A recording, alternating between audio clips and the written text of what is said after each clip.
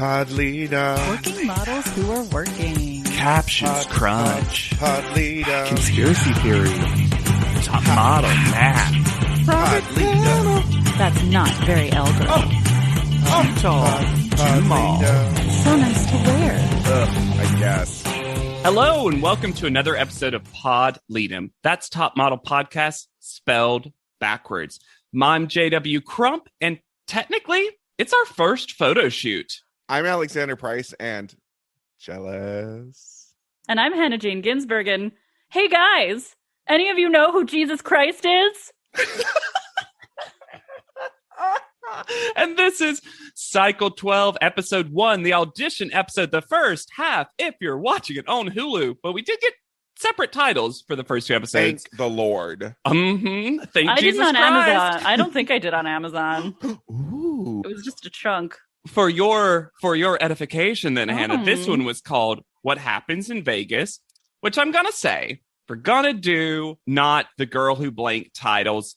Fine. Yeah. Honestly, this is the most basic title. And my title as a replacement is The Girl Who Gets Shoulder Checked. Thank you to our new Pod Lead'em Pod supporters. We have Denise and Patrick.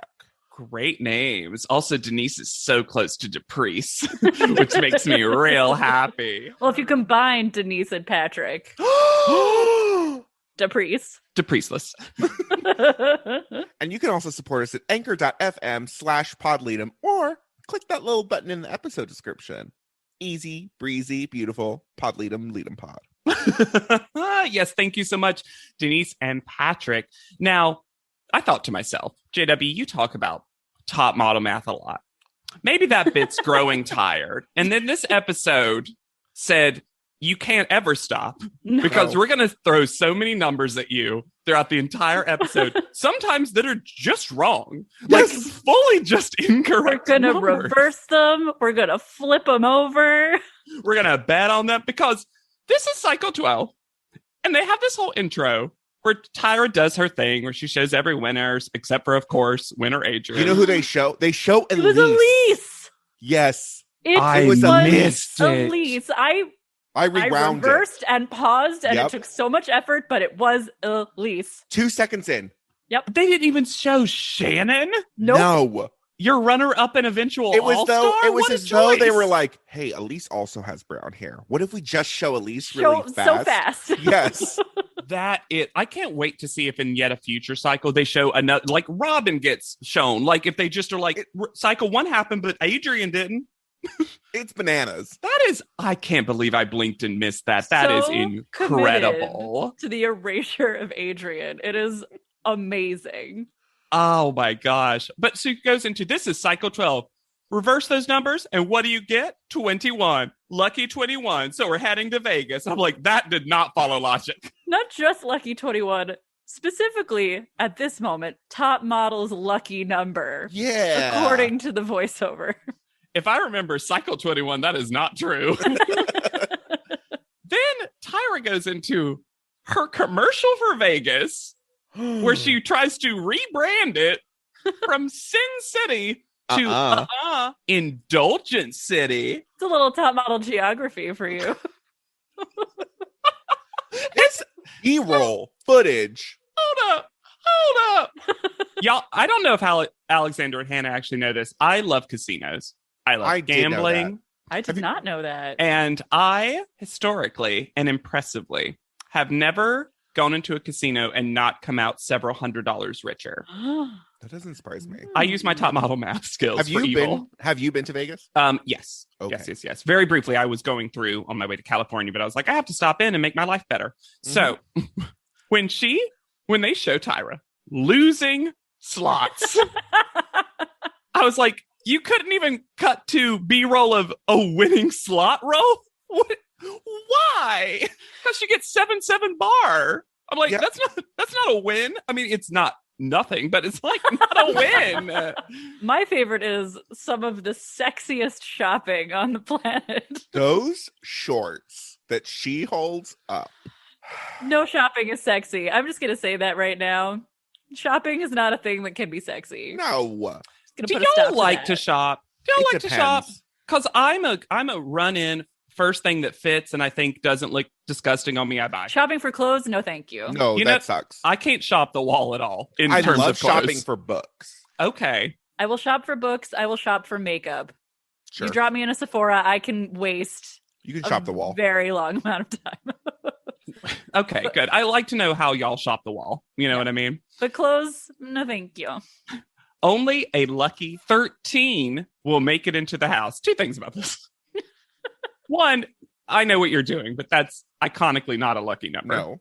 There are some hotels that do not have that floor. Oh, most hotels, I think. Yeah. Yeah, that's where ghosts be. Mhm. But also, I hate that they told us how many girls make it into the house because it's not the same from cycle to cycle, and it actually ruins some suspense at the end, which we'll talk about. And only one of them will hit the big jackpot. So let it ride. What? Let what? I was ride? never gambled. You know how you let it ride on the slots? You just sit there and It wait. just goes and goes and goes forever. You put all your money in, just quarters. It's one of those slot machines where you have to press the buttons to make it stop, and she just sits there and goes. She just goes. What an agent of chaos to just press that button and never stop it. Oh, I love the first shot we really get of Celia is her and her dad and her going, "Do you think I'll win this? No." I love that the first shot we get of Celia is in her immediately iconic blazer and tie. He always looks great.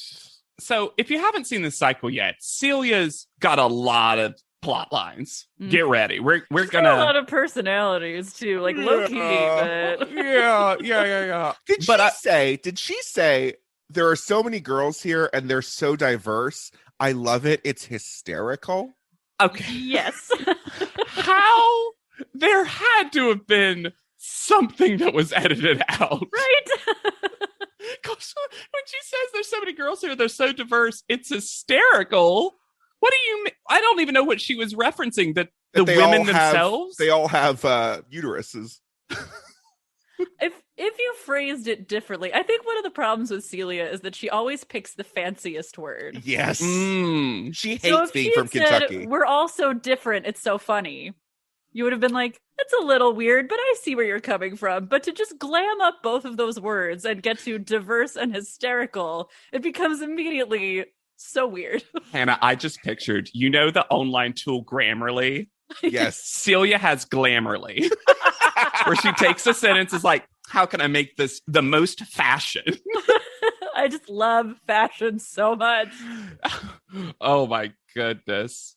I related to Angelique trying to zone out every other person on that bus and just looking out and taking in the view. I can't imagine. And spoiler for future cycle, and spoiler for the end of the episode, but the shit they do to Angelique this episode I forgot that she was here this season. would have been unbearable in the moment, I feel like. And knowing what we know, it's slightly better, but still extremely hard to take. Yeah.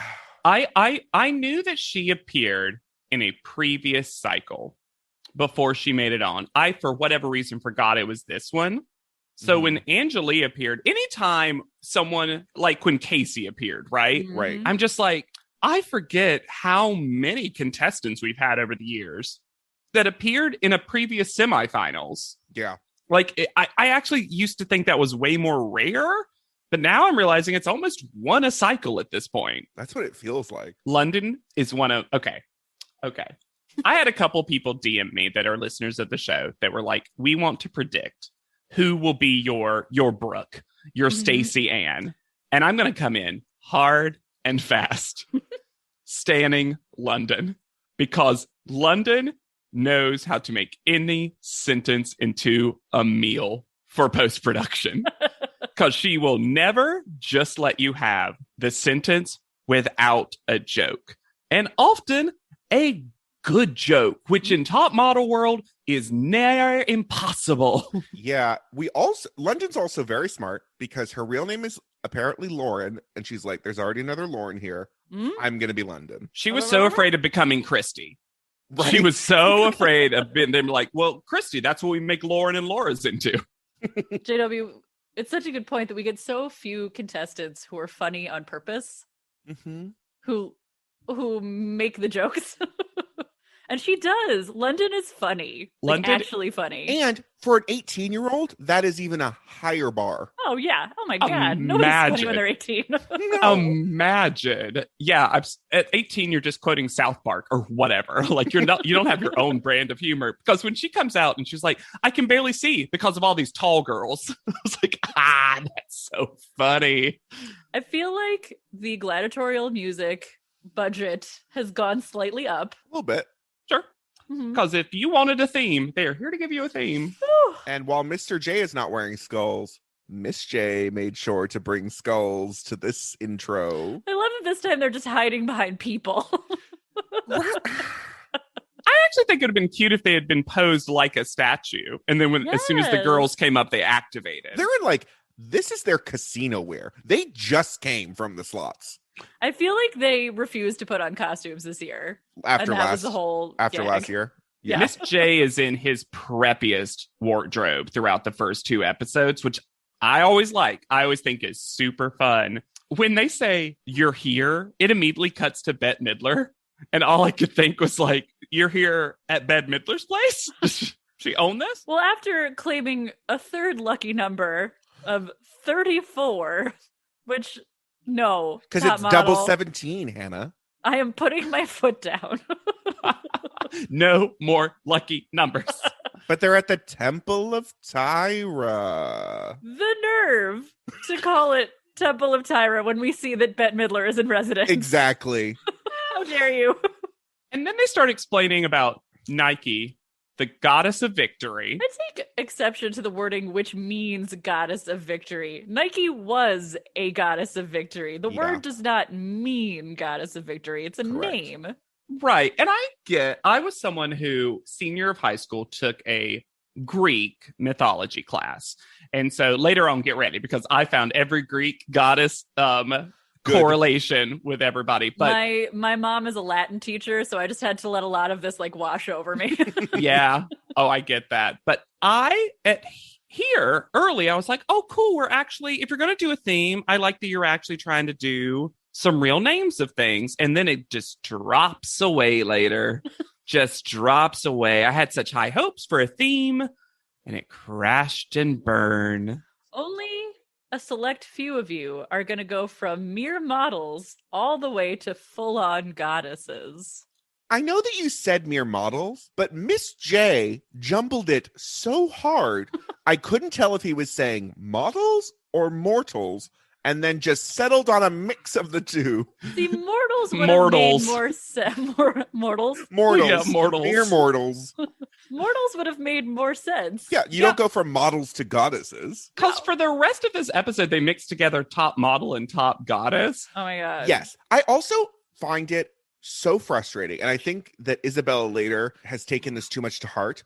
But they are not models yet. So you can't go from a model because you're not a model yet. And isn't that the whole point of the show? I would argue it's the point of the word next.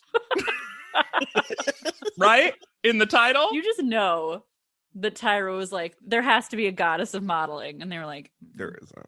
and she was like, but find me the goddess of modeling. And they were like, Okay. So we need to dive in to the shallow pool of Sandra.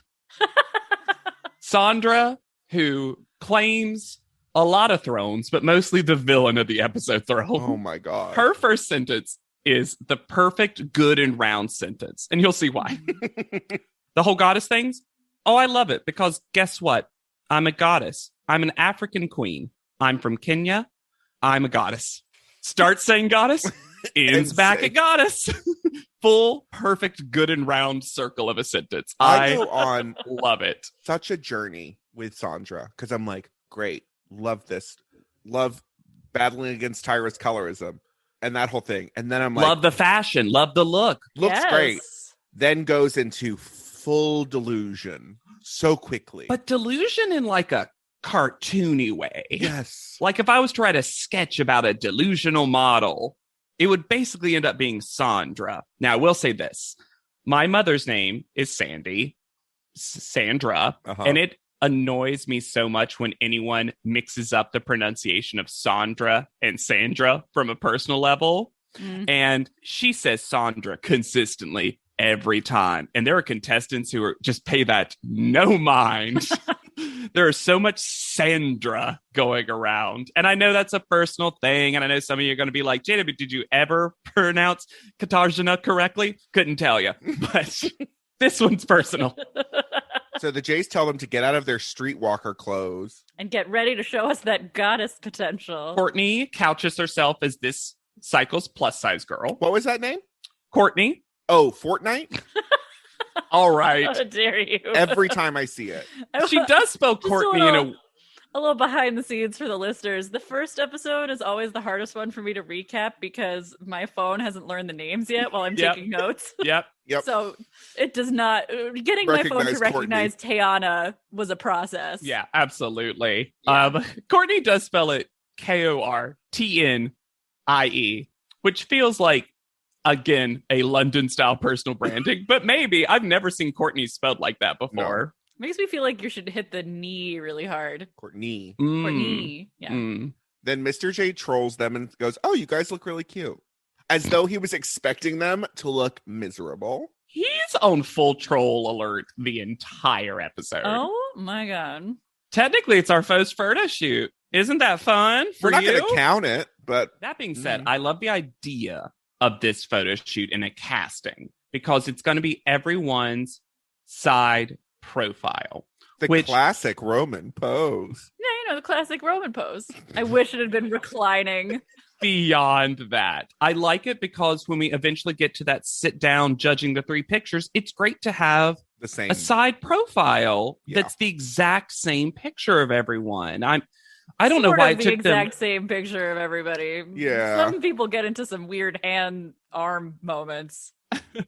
Still, I like the idea of it very much. And I'm surprised it took them 12 cycles to get to something as basic as, oh, should we get a profile? I like that we learned the photographer's name, Jennifer Brooks. Jessica. Oh, Jessica Brooks. I like that sometimes she looks directly at camera and becomes one with the audience when she's like, this, no thanks. Very Jim in the Office energy from Jessica Brooks. Yes. If you told me she had a 3-episode stint on The Office, I'd be like, yeah, I get that. Of course, Celia works at Bergdorf Goodman's. I haven't heard a statement that it was more obvious from the way that a person looks. Also, Celia is the main character of this episode. Yeah. We usually get a main character that gets most of the talking heads. Sometimes they're not even a person who makes it inside the house, like Dr. Yvonne style. But Dr. Yvonne. Yeah, but Celia it's as if it's her journey this episode from start to finish. There's so much talking head from her. Well, and everybody else in this initial stage gets like a Tyra 2 list of a personality. Yeah. Like Tayana's got chickens and New Jersey, and Catherine's got youth and hair. Hey, Amina's from Jersey too. Yeah, but that's not one of her 2 things. She has confidence and win. Amina is so pretty. I forgot. And she's like 1,000 feet tall. Mm-hmm. It's I look, it's a modeling competition. They're all pretty all the time. So it is rare for me to see someone in the auditions and be like, oh my God. Just like, even if she doesn't win, just give her a contract. Look at this person, this human being. So then they move to part 2 of this audition. And Miss J says, one of the most quintessential gifts a goddess can give and bestow amongst these mere mortals is walking on clouds. Every time I pray to my God, I just think, just bestow upon me some walking on clouds, and I will make it through the day. Give it to me and bestow it on me. And bestow. Walking on clouds? And then while people are walking, Miss J will say stuff like, don't be afraid of the clouds. They're not. It's a fog machine. This feels like the first time Miss J got into the theme. Yeah. Really got into it. Because usually Miss J just separates, just disassociates. Soul leaves body, comes back for episode 1. like pure actual episode 1. But this time it feels like Miss J's like, this is fun. Walking on clouds. There's a thing. It's for me. Yep. I'm going to take it all the way there. And then we meet Monique. Is Monique a 9/11 truther? Oh, I think Monique's a blank truther. And you can fill in anything you want there. Honestly, though, her conspiracy theories were not that crazy most of the time to me. Like, if you're gonna wave the conspiracy theory flag, go all the way out there. But here's the thing. I wonder if at the time this was the height of what we thought a conspiracy theorist person was. And just nowadays, thanks to Twitter and other things just giving us, and the whole concept of quote unquote fake news, now Monique seems so quaint in comparison. Yeah. Also, we talk about Sarah's a lot in terms of a name gets repeated often. We've had a lot of Moniques. Yeah. Monique is a name that is We're not repeated done with it. often. No, contestants that don't make the show do make the show. I don't know. I know a Monique in real life, but do you both know a Monique? No, No. I do not. Yeah, I mean, I know one, but I never thought about it. I always think Monique's like a very unique name, you know, but Unique Monique. maybe that's why it's just rhyming to me. Yeah. You know you need unique Monique. If she had come in and just said that, I would have been like, cast. Lucky 13. I'm not mad at Jessica's beret. No. The I think first it's of fine. many berets to come. It's kind of a hat house. It is Yeah. kind of Fo mad. loves a knit hat. Or I'm sorry, Felicia, sort of right now. Then Mr. J continues his trolling Oh my god. and says, this is like a get to know you thing. We never get a chance to like meet you up close, which Hang out. We never really get a chance to hang out with you guys. fierce.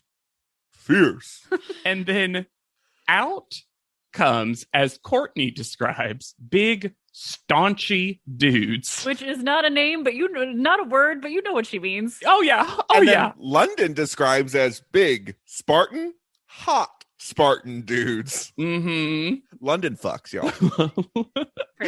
London also said that she's so impressed that so few people can walk well earlier. And I was like, London?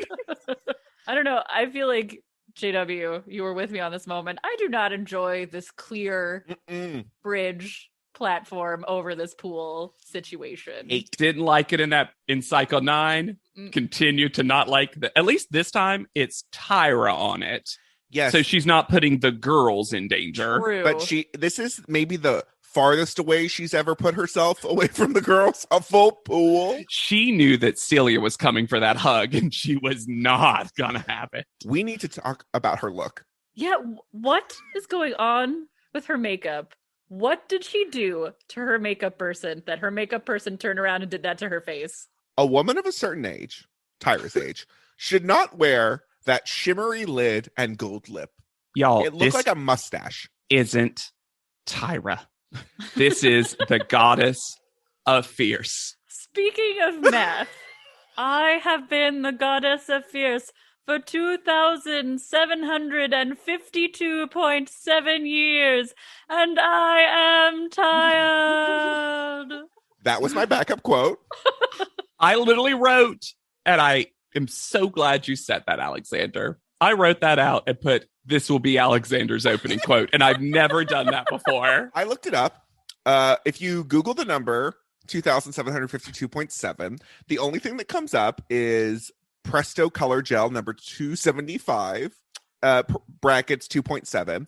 And if we want to try to make sense of this, that year goes back to 743 BC, which was the first Messenian War between Messenia and Sparta.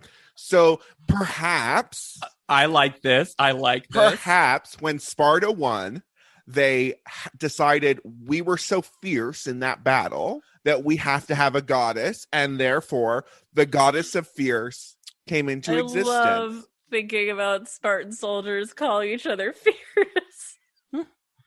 I mean, it. that's what they said when they came in. Yeah.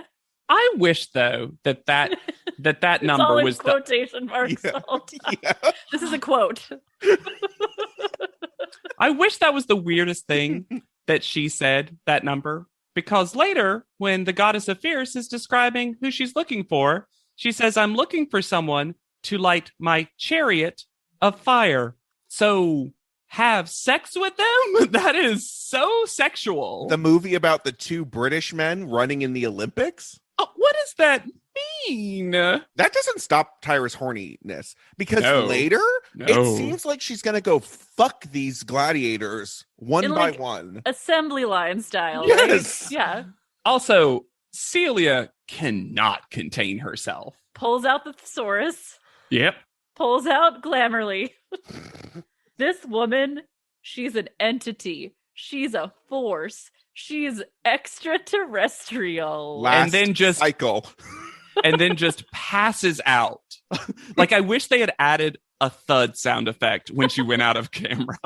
Oh, by the way, this is the start of the Sandra v. Angeli. They hate each other, and I put they hate each other because of arms and nails. Yep. Because Just literally, they're in their own competition. America's Next Top stands 2 inches in front of the other one.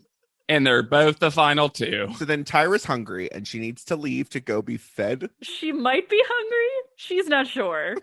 There was a distinct question mark on the end of, I'm a little hungry and I think I need some grapes fed to me right now. And then she says later, but puts up the loser hand to all the And girls. then a swirls out. Absolutely a swirls. The It's not ghost even of a- the Swirl Twins hangs over this episode. Yeah. So we head into the panel room where there are wrinkly sheets behind both the flats and the Oh desk. my god. The statues. Two matchings. Why were they matching? Imagine being able to focus on anything in the panel room with Tyra wearing that outfit. It looks better than what she was wearing 2 seconds ago. She was in a True. costume before, Alexander. It was better than the cheap taffeta that she was wearing It with lopsided hair. the metallic thing on her glows. Like, it is so powerful on camera. It is distracting. JW, all the budget went to that, which left them $2 for a folding table and a blanket. So if you got the Jasmine from Aladdin Barbie, she came with 2 outfits. the One, classic green. yeah. The Belly shirt. pants, the harem pants, and the bikini shirt.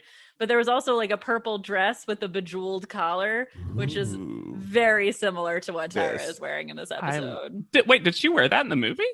Or No. were they just like, we need an outfit that's not that one outfit? Probably Just that. needs an outfit change. Yeah, I wish the other outfit was the cloak that she put on to like go into the market. there were not enough cloaks for Barbies. Sandra is the first person.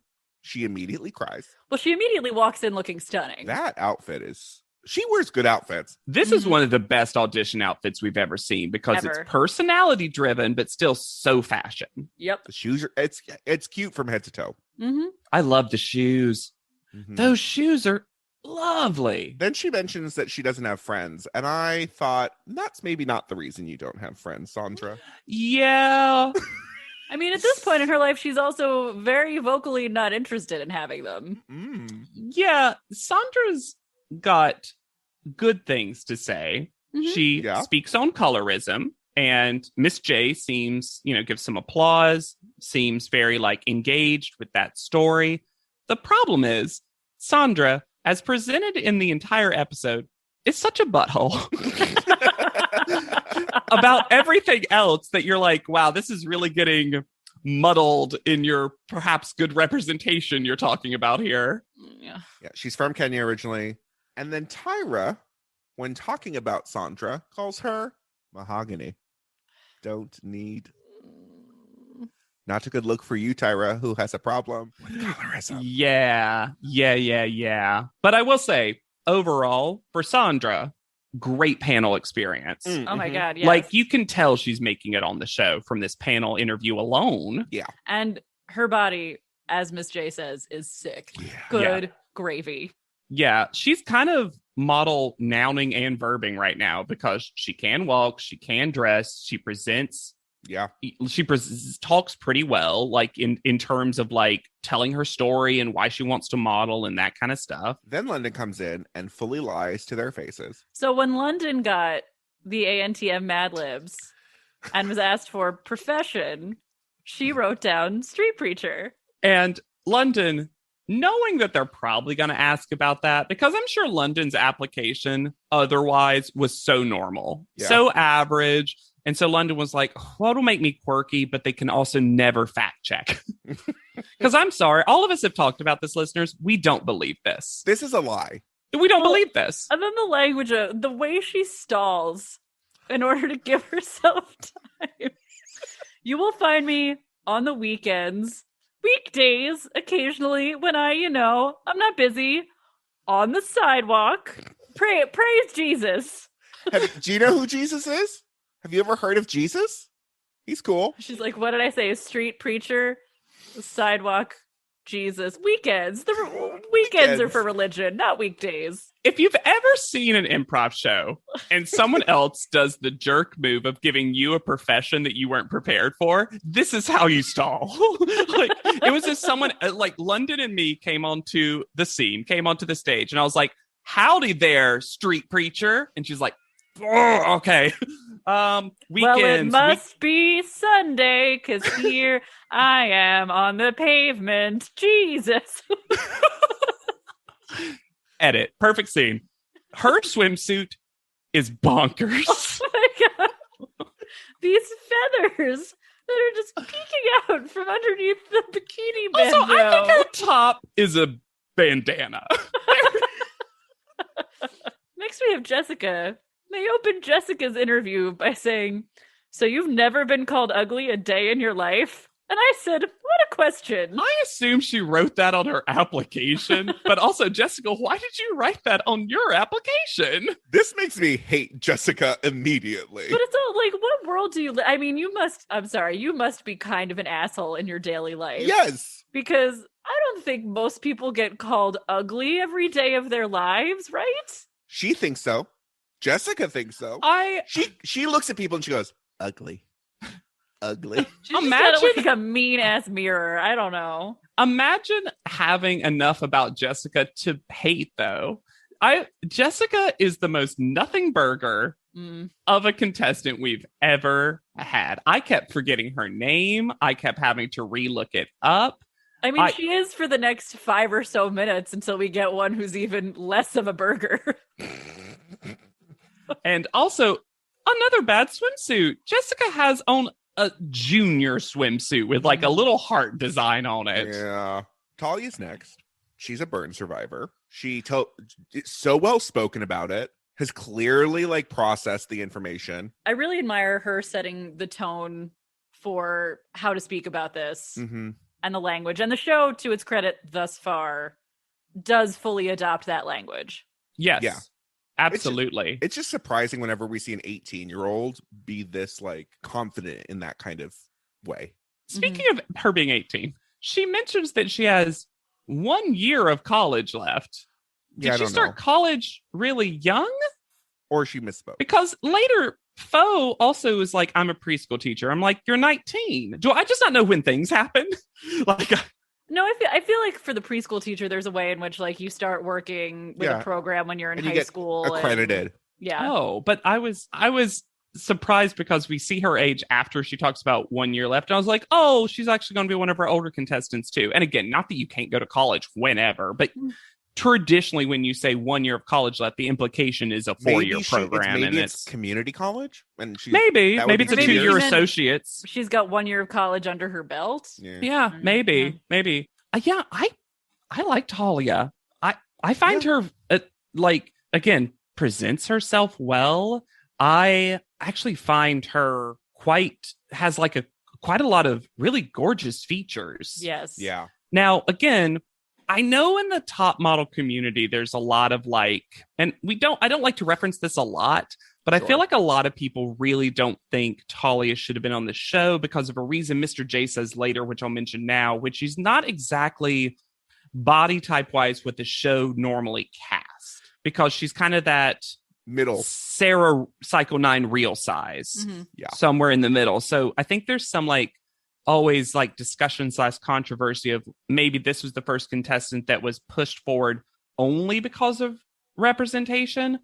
But I'm going to argue, I think based on what we see in the episode, she deserved the slot on the show. Yeah. Well, she's not the only contestant this cycle who gets dinged for not being proportionate. Yeah. Yeah, absolutely. But yeah, I didn't remember a lot about Talia except for her story, and I really enjoyed her this episode. Monique lets us know about the elite. Timeline question. Mhm. Yes. When were these young women allowed to change out of goddess wear? I don't know. Because in this discussion in whatever lobby on the 16th floor of Caesar's Palace, some people are still in goddess wear and some people are in normal clothes. I think they got to change out of it when they were they still when in they were goddess called wear? out, like if they're like on deck for their interview.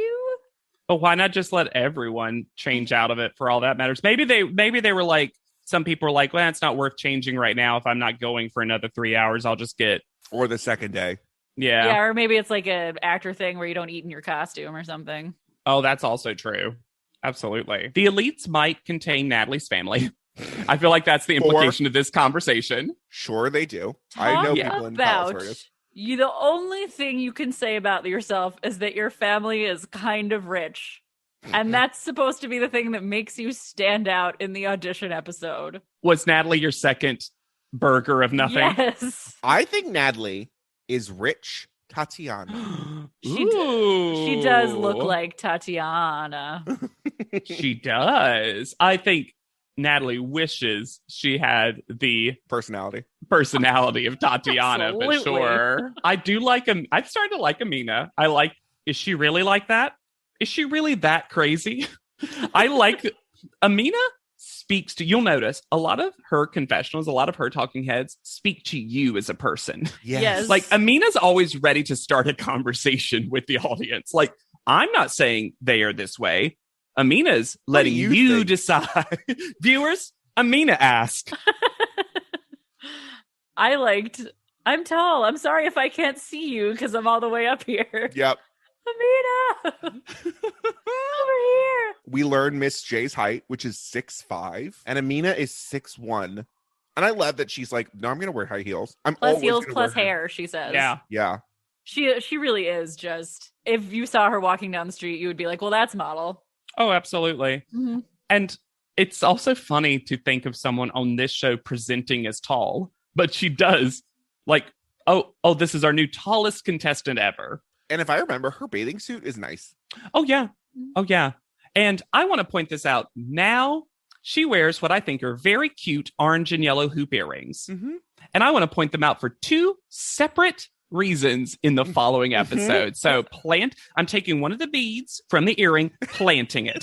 So it'll grow into a beautiful bead tree. Yes, exactly. Welcome to our ugly home.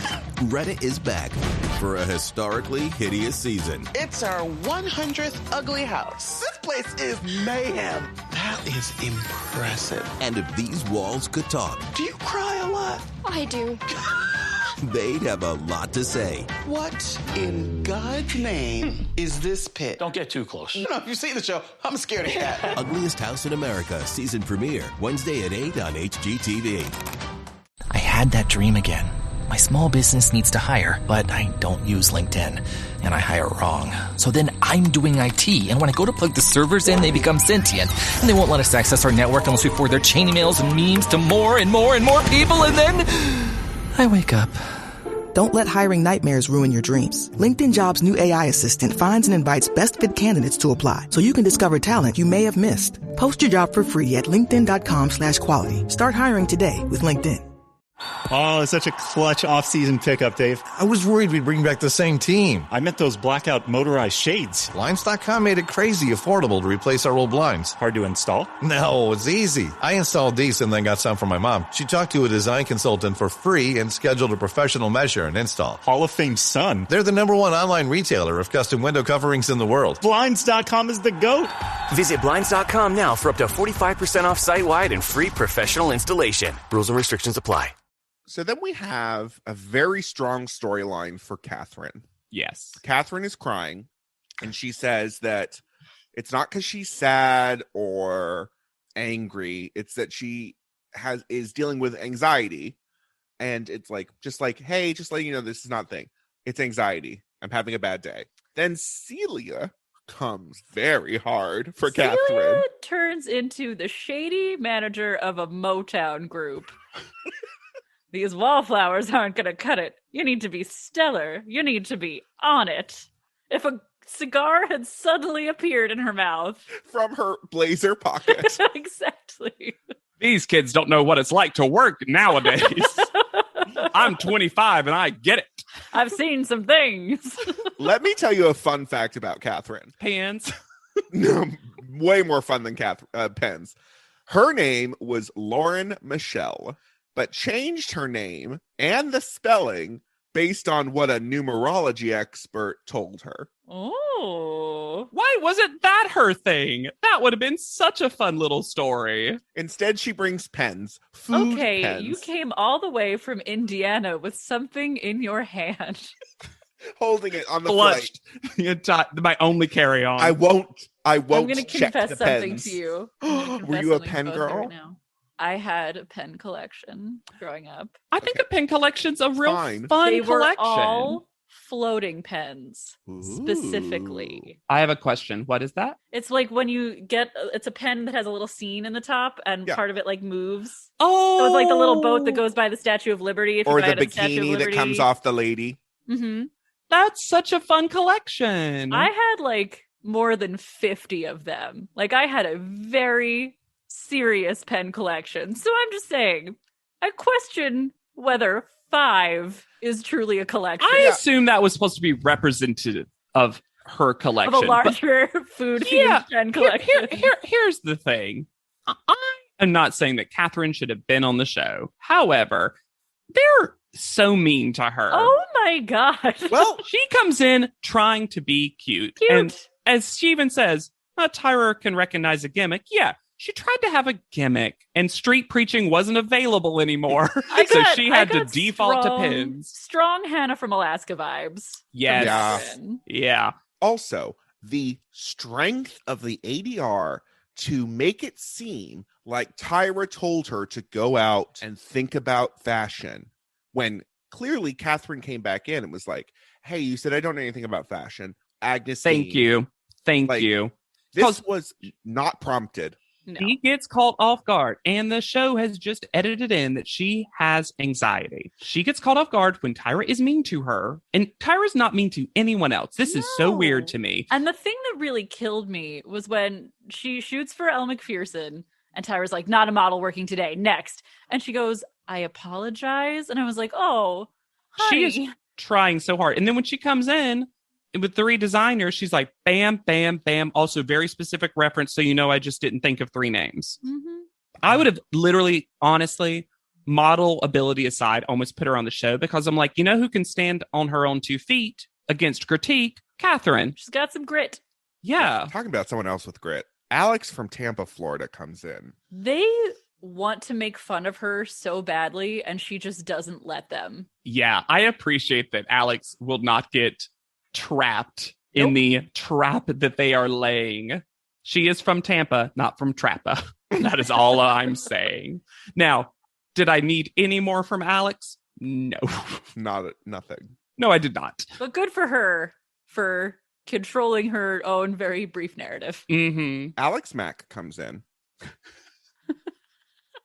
in the form of Isabella, whose real name hold up. That is great. That is so what she looks like and so the vibe. I loved Alex Mack. I mean, yeah. My sister Ellen thinks I'm a science experiment. I used to know the whole opening credits. All right. Her real name is Kelly. Oh, yeah. I'll get into she's that. She's definitely not an Isabella. No, that's her model name. I do like that we know that so many contestants now understand I can just change my name. The show might ask me to do it anyway. Why not come up with a name for my modeling career? She has epilepsy. Mm-hmm. And the show is like, ooh, good. How can we exploit it? I had never heard the phrase grand mal before, which is when she goes completely unconscious. Yeah. Epilepsy is kind of fascinating in the sense that how you're diagnosed with it also is like very large ranging and it's categorized in very specific ways. I was in a table read from a pilot, and I'll give a little shout out to Kate Shine, my friend, who deals with a form of this. And through that pilot, I learned a lot about it. And I actually think that Isabella also got the chance to express her very personal experience with it well. And I like that she says, look, it's something I have to deal with every day, but it doesn't hold me back because I do still have to deal with this every day. It's an everyday occurrence in the sense that I always have to be taking medications and all that stuff. But they let her it's speak not on it. Who I am. Mm-hmm.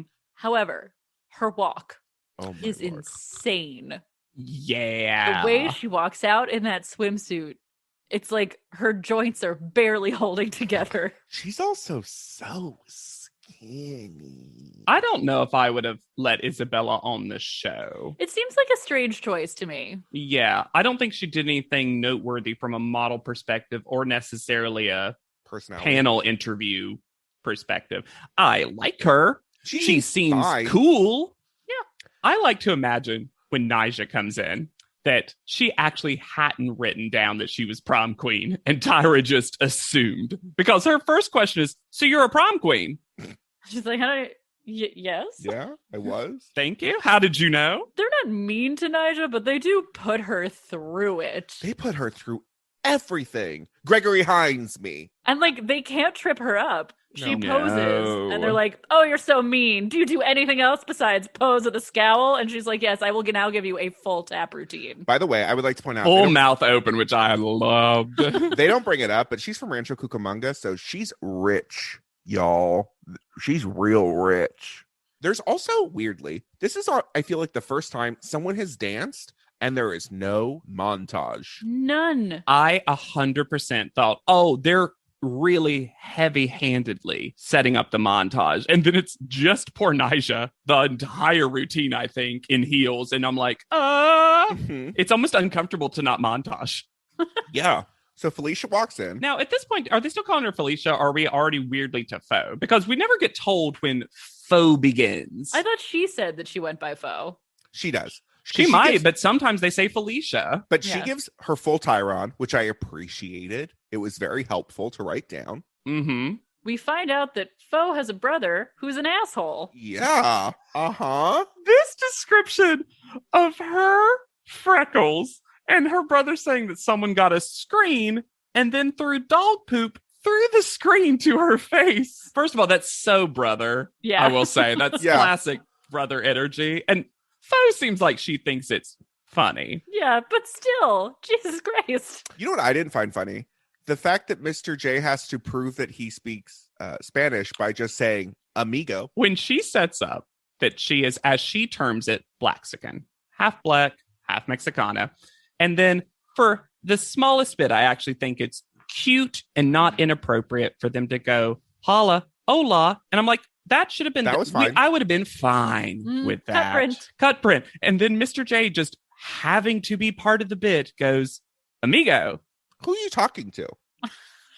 Not Foe. Yeah. What? Oh, it was the weirdest moment. It took me back to that one episode where Janice and Nigel said these full sentences and Nole Marin just goes, fierce. And anything that reminds you of Nole Marin is bad.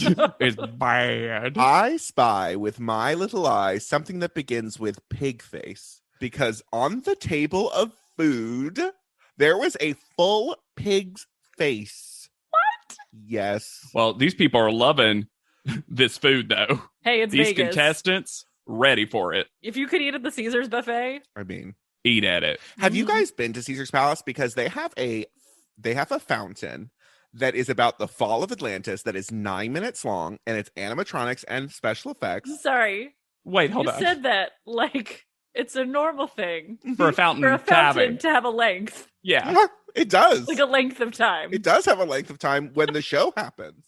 Okay, now you're saying that it's normal for a fountain to have a show. And I don't think I don't know if, are you there where me and Hannah are and that we're confused? I don't understand the confusion. Do your fountains not have shows that occur for 9 minutes? Not my long? house one. Or my holiday fountain.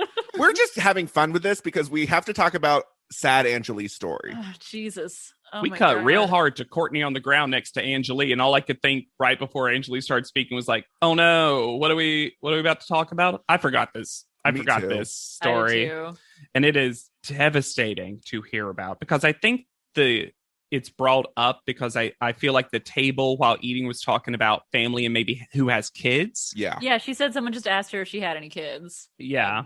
Yeah. And then Angelique tells a just gut-wrenching story about how her daughter died in her arms.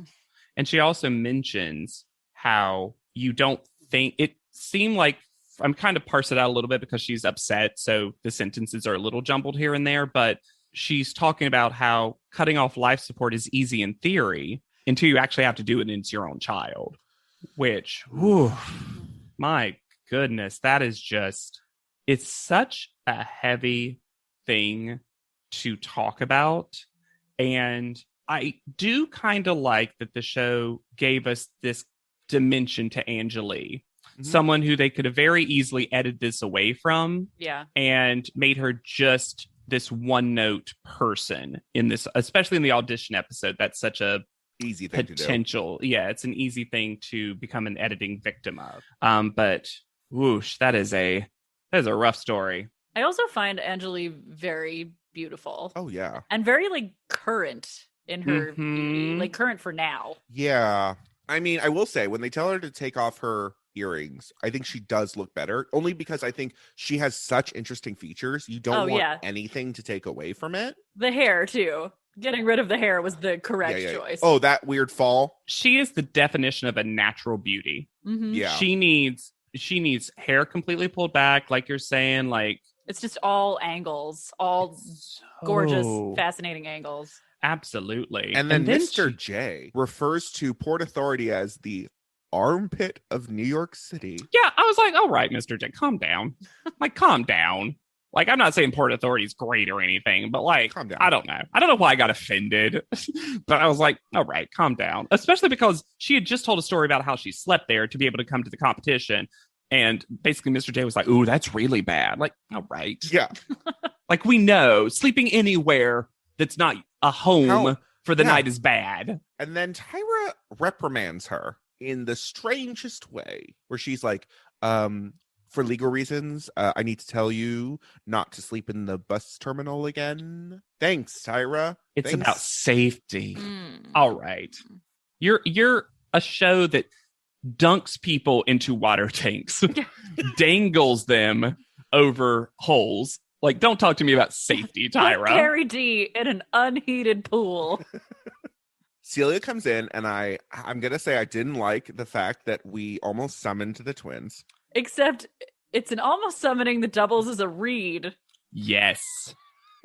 Tyra doesn't know their name. The Swirl Twins. Oh, they have been on your television show several times. They have been on the show surrounding Tyra. Yeah. She has been in the same room as them multiple times. We've been told that they taught her things. Yeah.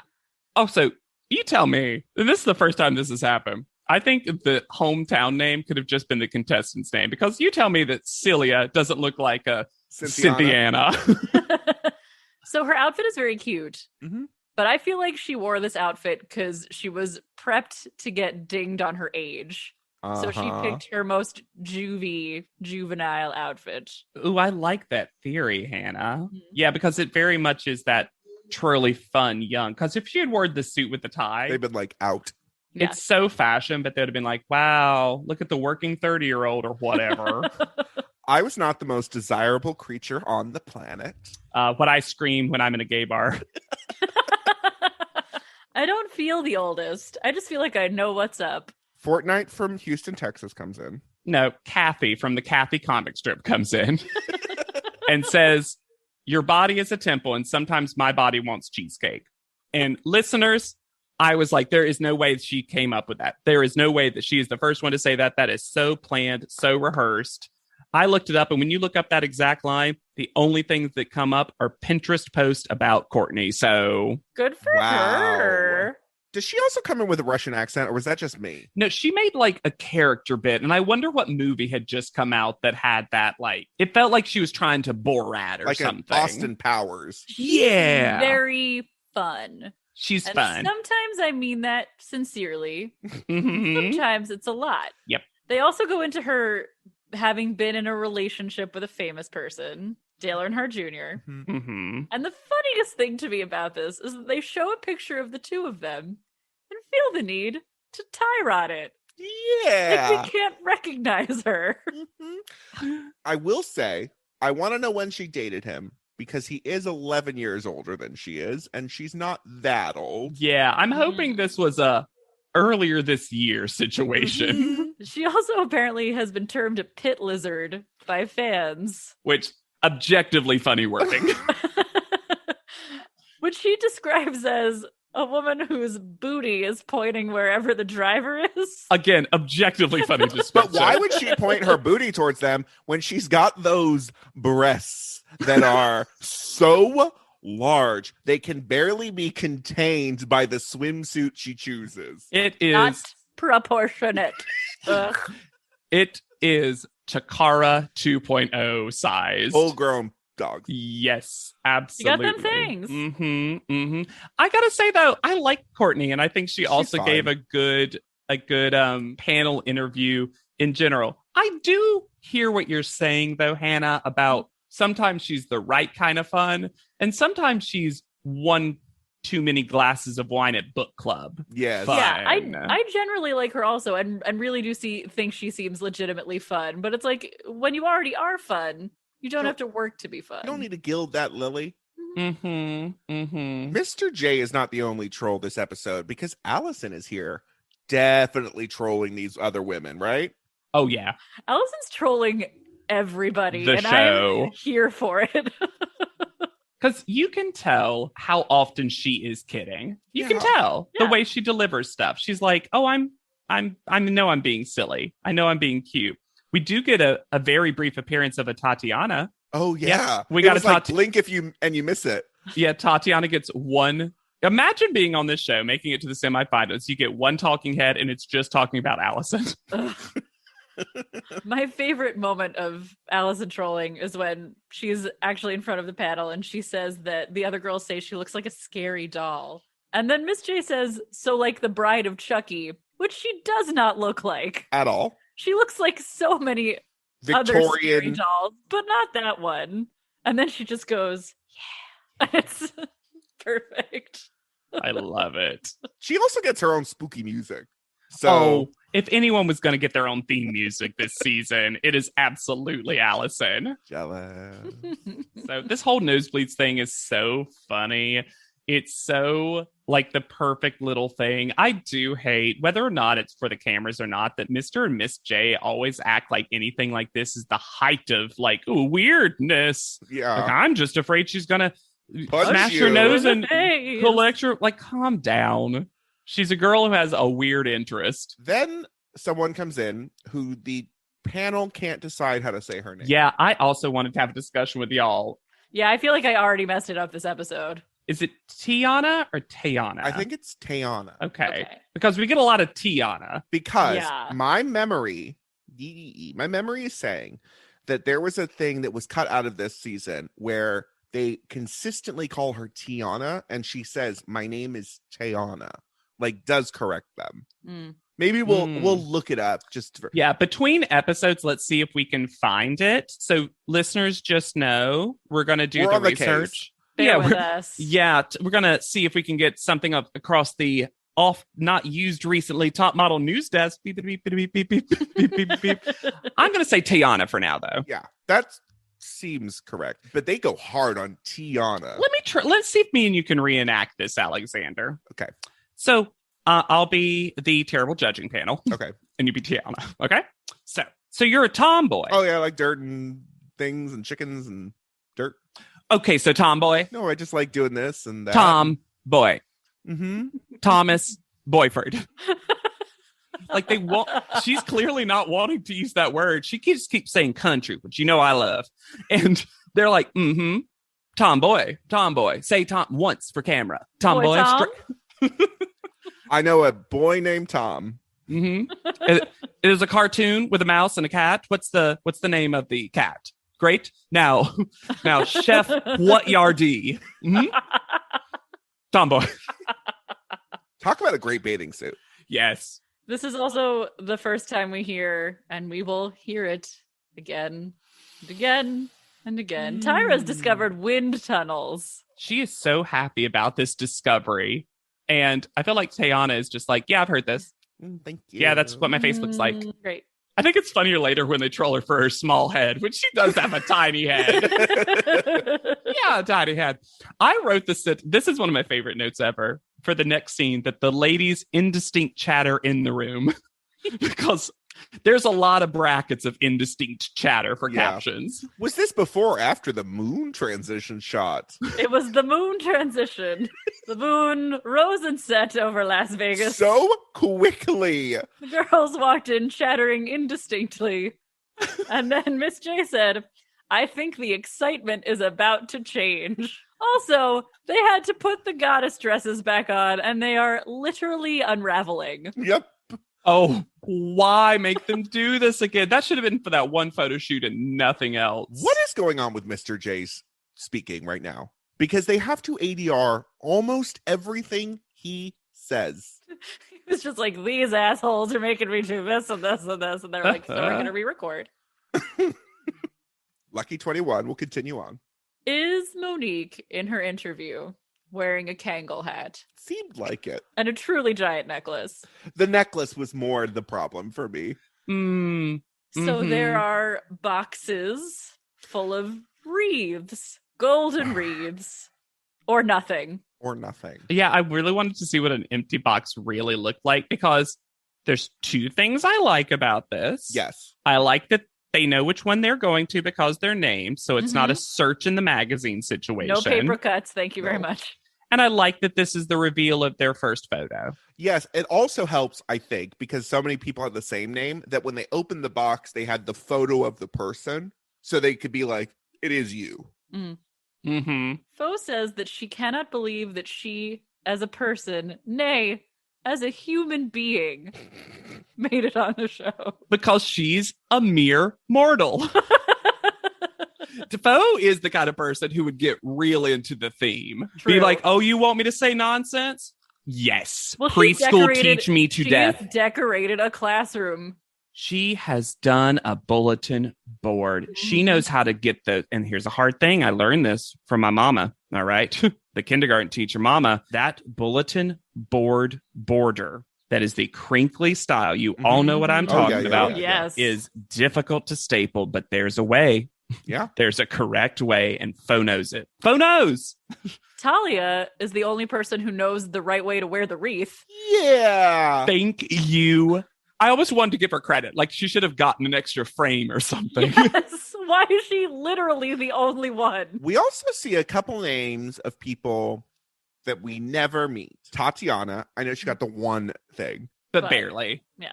Bianca. Oh, there's a Bianca disciple. Classic top model name. Lauren. And the one Lauren who kept her name, apparently. And a diamond. Like a diamond? A diamond. Oh, got you. So it's not just that. I thought you were saying it's a diamond, but it's a diamond. I kind of like, ooh, a diamond.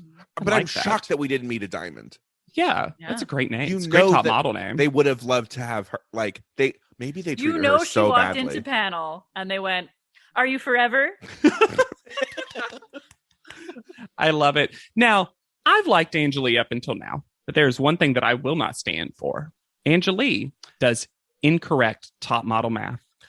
Yes. Because she says that's 14 bitches out of the way. No, 13 left. And this is why Angelie doesn't make it into this house, because I am so angry. They gave you the numbers. They've given us more numbers this episode than ever before, because for the first time ever, the numbers are themed. We also found out that poor Alex withdrew from school to do this. Audition. And this was when I discovered that apparently my personal voice of reason has become Anne Choquette, because I wrote down, "Hey ladies, don't withdraw from school." Dun, dun, dun, dun. In today's letter from the editor, I talk about school. Hi, this is Anne Choquette, friend of you know who. I love that everyone else is cheering. Hold up. I love that everyone else is cheering, and Celia's just studying her own picture. So in character. And then we get the MIDI gladiator music that we all know and love. Thank you. Mhm. Hey, lucky ladies. Lucky pretty women. Thanks, Aw. Jay. So there have been pre-assigned goddesses, and they are in cards that they open. But also the outside of at least one says what it is. Yeah. But I guess only one of them. But inside the card is a particular attribute of that goddess. So really they get assigned adjectives. Yeah. And also later, literally when Mr. J asks, what's the name of your goddess? They will just say the attribute. Uh-huh. Now, I looked up all the Greek versions of it because sometimes we've gotten Nike Greek, but the only one we show and hear again is Venus, which is Roman. Roman. But I like the Greek names more. Yeah, the Greek names are more fun. Don't tell my mom. So London is the goddess of justice, who is Themis. If I pronounce these wrong, I apologize, but Themis is the goddess of justice, and which just becomes Libra. Yep. Yeah, Jay literally just tells her to make scale hands. Yeah. Currently, Felicia, because now Yep. Mr. J didn't get this memo somehow, is the goddess of madness, who is Mania, one of the best names in my opinion. Mhm. Amina is strength, which there's not really a goddess of strength. You could argue that maybe a sister of Kratos, so I put Kratos. Sorry, there's not one. I love the work that you're doing to make this legitimate. I wish that the producers had done half as much. But part of me feels like they did with the Roman names and then just decided, no. Like, why not just put both in the Tyron, even if they don't say it out loud? Minerva, Okay. Athena. Yeah. or She's usually even wisdom, but Diana, the hunt. yeah, she's the hunt. Yeah, hunt. That's just strength. Wonder Woman. Alexander, you're going Well, too I mean, far. Amina does do the Wonder Woman pose, so Just. Talia is prosperity. Come on. That is a hard thing to, like, make into anything. Also, there's a goddess, Thalia, which is the goddess of comedy. What? That's right there. You can't give Talia Talia? Why not? and you can just do the Janice. Ha ha ha. Aw. Uh-huh. Just Talia looks at a watch. She knows. Uh-huh. Waiting for a bus. Euthenia. Sure. Or even Tai Chi, but there's a Sure. lot. All right, stop showing off. All right, fine. Allison gets honor. Sandra gets success, which almost feels like a read. It does. Mhm. Isabella, and I literally thought this was Catherine. Mhm. Literally thought this was Catherine, gets modesty. Ugh, Rude. Nija gets the thing she'll get for every theme. Friendliness. goddess of friendliness. And the goddess of friendliness is Philophrosiny. Mm-hmm. Sure. I love Philophrosiny. She's my favorite goddess. And in a bigger read, Catherine gets victory. Oh. And also, we just don't see a bunch of them. That's But all we also, see. I will say, this is Catherine's major flaw. She gets victory. You saw Nike. It was Mhm. at the front when you came in. You I should mean, to just be fair, it was copied also it. headless. That's what Okay. she should have done, Hannah. I don't think you understand how much she messed up with those pens. Decapitate yourself for this. With the pen. Oh. So before we get to the last one we see, Mm-hmm. Angeli and Sandra get into one of the worst fights that we've seen because it happens on set. Wow, this photographer's not having it. It is about nothing. Nothing. Nothing. Sometimes it's about feet. For Or a minute. fingers. Eyes, just lots of different small body parts. But it gets so loud. It's a lot of hands and face. Neither of them want to back down. And it does hurt Angeli when taking her photo. I really think it does. Disproportionately in the eyes of the show, though, also. Right, Like, sure. Mr. Yeah. J comes down and gives it to Angeli and doesn't even look at Sandra. Yeah, that's the problem with this fight, ultimately, is that it seems like they just blame Angeli. Mm-hmm. Mhm. When I would say Sandra is the instigator. Yeah. I would argue that Angeli was trying very hard not to get into it with her. Then Angeli gives a great quote Oh, of Sandra was just trying to pull my buttons. to be fair, I was at Marie's Crisis one time, Oh. and a drunk person came up to me and said, "Your shirt has snaps," and pulled my shirt, My shirt was not snaps. It was buttons. No. And therefore, my shirt wouldn't close after that for the rest of the night. What a rude move, dude. Good Lord. And then his friends who came over and took him away didn't even apologize to me. Oh, cool. Yeah. Wow. So glad the Broadway crowd is bringing in such good people. Did you, in your captions, have someone saying, unidentified someone saying, lug it up, bitch, lug it up? Because Amazon did. What would When it did even it mean? happen? What did it happen? Right when Angela is leaving the fight to go take her photo. No idea who said it. Didn't hear it myself, but it was there in the captions. Lug, L-U-G? L-U-G. Lug it up, bitch. Lug it I'm up. trying to parse what that would even be. I'm actually going to Lift my Google. luggage! Plug it up. Plug it up. The only... Nope. Everything is... Every definition I'm looking up is what you think it is. Yep. It's nothing. Did you also get a weird half commercial for casting the 5/7 cycle? Because I did. No. Although I have on occasion gotten at the end of episodes casting There was a things. weird in the middle half of a commercial for we're bringing high fashion to a new height. Hey, it's the petite cycle. All they can afford is half a commercial. That's a 5'7" and under commercial, Hannah. You only have 16 seconds to make it happen. Yep. The hair headband that Tyra is wearing. Or I'm going to say is wearing her.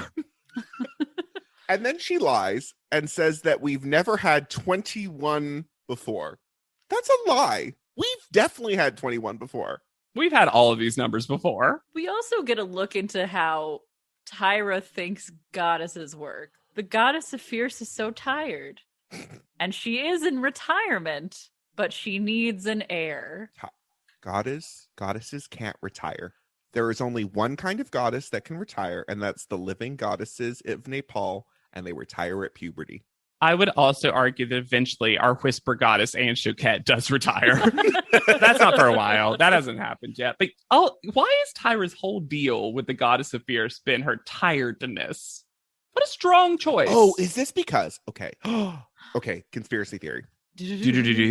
Remember the Fiercey Awards when Tyra comes up with a lie that they were going to retire the word fierce, and then everyone just loves saying it at her. So maybe this is her actually trying to retire the word fierce. Did Tyra just hate the word fierce that much? Why? No, Tyra also thinks she had complete ownership over the word fierce? Yes. I mean, we knew that. But nay, I say. It's just an interesting... Because even if she wanted to do this whole theme, which is what they do now, and it's the goddess of fierce, and she was even like, and I'm looking for the heir, the next top goddess, or whatever. It'd been so stupid, but it'd been fine. But why is she always tired? I don't know. I don't know. Mr. J says that Amina was the goddess of pride. We just saw it. She was goddess of strength. Yeah. We just saw it. And also it says that she embodied pride so well, which she did not do, but strength, sure. Yes. Yeah, strength was actually fine. They made her picture seem worse by giving her the wrong word. About Allison, Tyra says, it is educating the public as to a model is not about necessarily being pretty. And Tyra's going to get a lot of mail saying, have you lost your mind? Now, do I believe that Tyra gets a lot of mail saying, have you lost your mind? I do. Do I believe it's about Allison? I do not. Do not. This was also the moment where I noticed the font choice. Yes, so did I.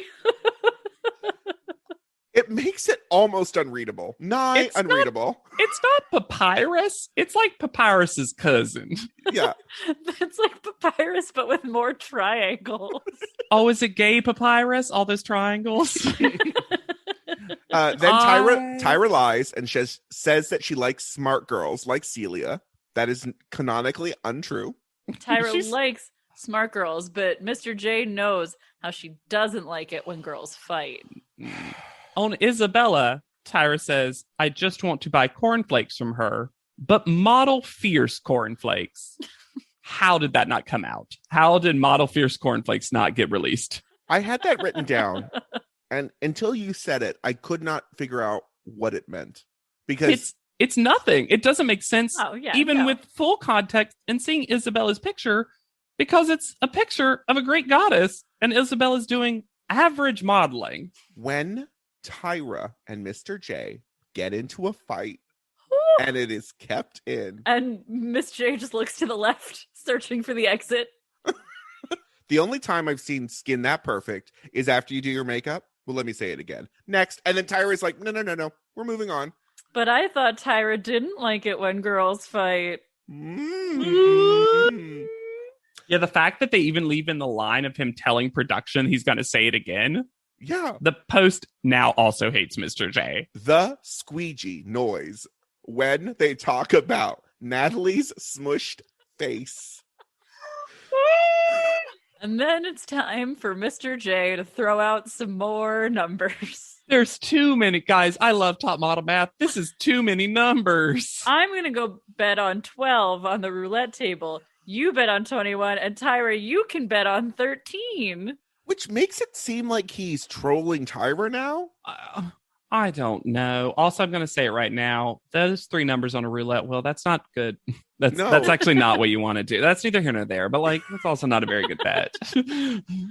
But now it's time to find out who will get the chance to become America's next top goddess model. Can I tell you, I am shocked that they did not make them re-put on the goddess outfits for the selection. America's next top goddel.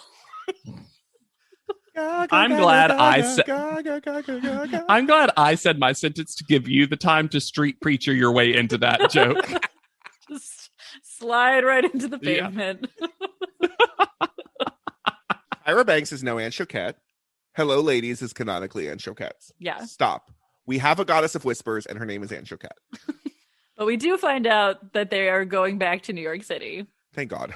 Mm-hmm. And everyone seems real excited about that. And also, where was Natalie from? Because no matter what, I think she's from New York. Palos Verdes, California. Yeah, but in my head, Natalie's from New York. I don't know why. Because she's Gossip Girl. That's why. Because they're like, oh, like Gossip Girl? And she goes, and they're like, 90210 then?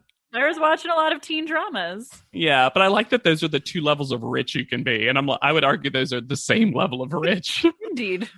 So before we get into the order, how high are these steps? Too high. Terrifyingly high. They're like, it's like they have to practically scoot to safely get off these steps to literally go 3 feet to the left. London is literally standing next to the lineup, and she could have just gone like, beep, beep.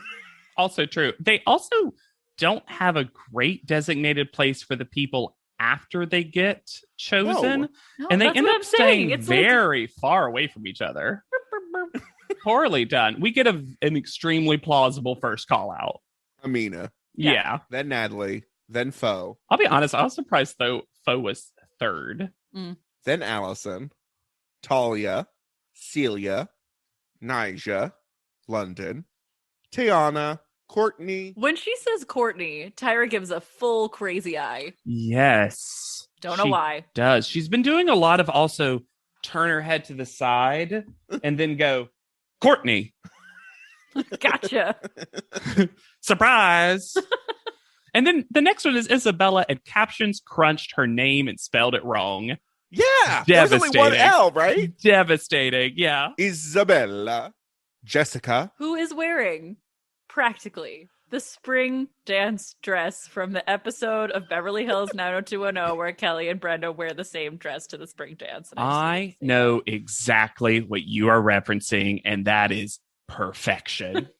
Thank you. And then the most low-key last call-out person, Sandra, who on her way down the precarious staircase shoves Angelique, and I'm shocked Angelique didn't take a tumble to her death. Yeah.